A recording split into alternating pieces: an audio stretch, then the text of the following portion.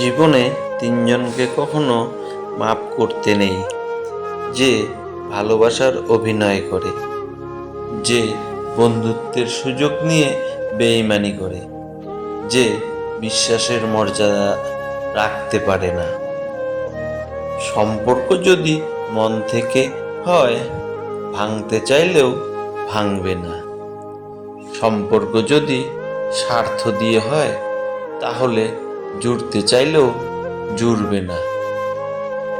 মানুষ অন্যের দোষ দেখতে পেলে বিচারপ্রতি হয়ে যায়, আর নিজের দোষ ঢাকার জন্য উকিল হয়ে যায়।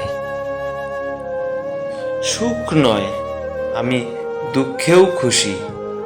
সুখ তাকে দিও প্রভু যাকে আমি ভালোবাসি। আমি আমার মতোই, আর আমি এভাবেই থাকতে চাই, কারণ আমি মুখোশ পরি না, আর মুখোশধারীদের পছন্দ করি না। জীবনের 3টি মন্ত্র অতি আনন্দে কাউকে কথা দিও না।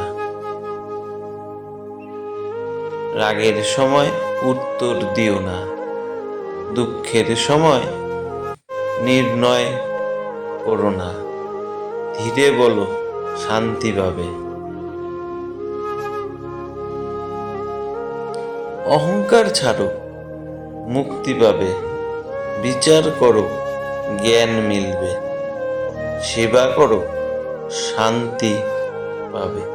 এখনকার দিনে একলা থাকার অভ্যেসটা খুবই দরকারি, কারণ কেউ কারো নয়। একটা সময় হারিয়ে যায় অনেক সময়ের মাঝে। একটা সম্পর্ক হারিয়ে যায় একটা কথার ভুলে। একটা মন ভেঙে যায় ছোট্ট অপমানে, আর একটা জীবন শেষ হয়ে যায় একটা অভিমানে। হয়তো ভুল করে তোমার থেকে তোমার ভালোবাসা চেয়েছিলাম। জানতাম না তোমার ভালোবাসা অনেকটাই দামি, যা পাওয়ার যোগ্যতা আমার নেই। অনুভূতি, ভালোবাসা, মায়া এসব যত কম প্রকাশ করবেন, আঘাত করার সুযোগ মানুষ তত কম পাবে। কাউকে ক্ষমা করা সত্যিই একটি মহৎ গুণ, তবে একই মানুষকে বারবার ক্ষমা করা বোকামি।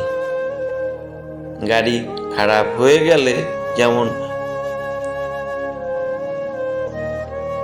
সারাতে হয়, গাড়ি ফেলে দিতে নেই, তেমনি সম্পর্কের মাঝে ভুল বোঝাবুঝি হলে ভুলগুলোকে শুধরে নিতে হয়, সম্পর্কটাকে শেষ করতে নেই।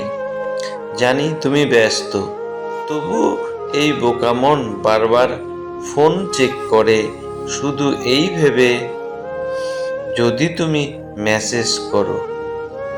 পরিস্থিতি মানুষকে অনেক কিছু শেখায়, যেমন একলা চলতে শেখায়, নিজের পায়ে দাঁড়াতে শেখায়,